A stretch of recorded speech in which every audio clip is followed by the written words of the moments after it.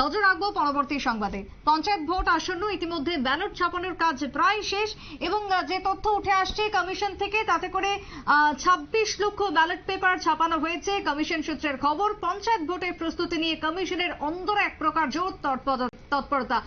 ইতিমধ্যে একের পর এক বৈঠক সম্পন্ন। কথা বলবো, প্রতিনিধি অঙ্কিতা রয়েছে টেলিফোন লাইনে। অঙ্কিতা, পঞ্চায়েত ভোট নিয়ে এবার কি জানিয়েছেন কমিশনার? একদমই, দেখো, পঞ্চায়েত নির্বাচনের যেহেতু একেবারে প্রস্তুতি জোর কদমে চলছে, মাত্র হাতে গোনা কয়েকটা দিন বাকি, তাই ইতিমধ্যেই নির্বাচনের প্রস্তুতি নিয়ে কিন্তু কমিশনের তরফ থেকে একের পর এক সিদ্ধান্ত গ্রহণ করা হচ্ছে।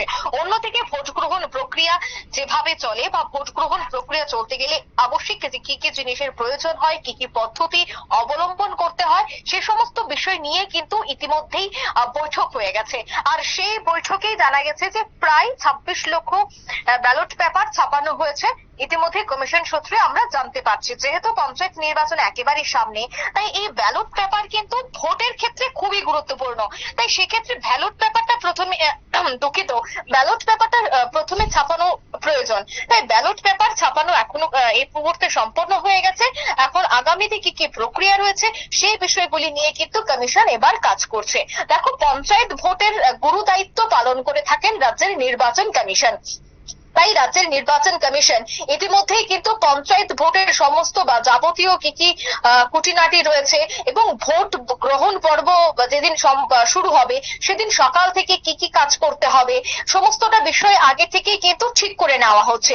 রাজ্য নির্বাচন কমিশন বলছে, সুষ্ঠু, শান্তিপূর্ণ এবং সব জায়গায় যেন ভালো ভোট হয়, কোনো দিকে যেন অপ্রীতিকর ঘটনা না ঘটে, তার জন্য ইতিমধ্যেই কিন্তু একের পর এক ধাপ সম্পন্ন করা হচ্ছে।